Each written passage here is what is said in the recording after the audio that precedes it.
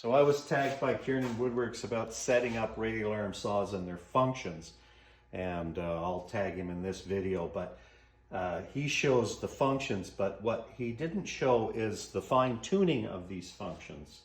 So for instance, when you rotate the carriage, it has positive stops, but in this case you can pop that out and actually adjust those positive stops by rotating a plate in here and putting the detent at exactly the 45 whatever when you're rotating.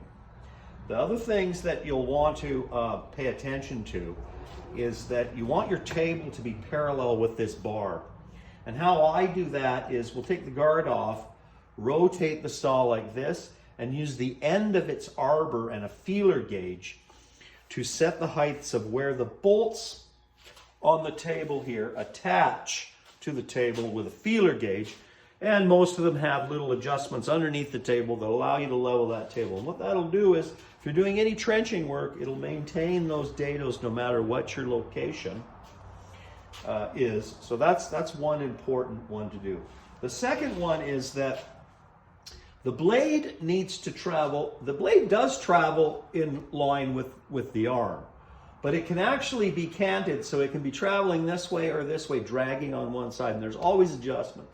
I think on Kieran's, the Sears one has a little adjustment at the back that can take and adjust the drift on that. All I would do for that is put a dial indicator and drag the blade across, and it should read 0 so that it's not tearing on one side or the other. Very important. Once again, in this case, we can pull that out and locate that. So you can adjust where the detents are by adjusting where the detents are adjustable. Some saws aren't as good. This one is and can be dialed into 1/1000th of an inch. Also, you can do that including in your positive stops at 90. And once again, there is a procedure to go through that makes more sense so you don't set up things.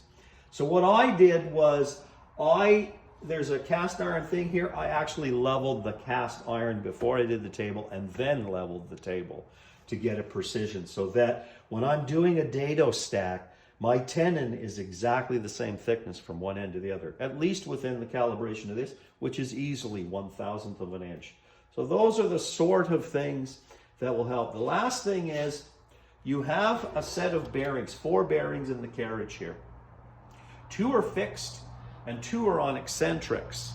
And what they're there for is you can take up any slack that is in the carriage. Often wear occurs here because that's where most of the cuts are being made. And so what happens is you can have it nice and tight there, but when you get out here, it'll get really stiff. That's a good indication of how to look for a machine that's worn. Some ones like this actually have rotating bar. They're not riding in just cast iron ways, which can generally wear out.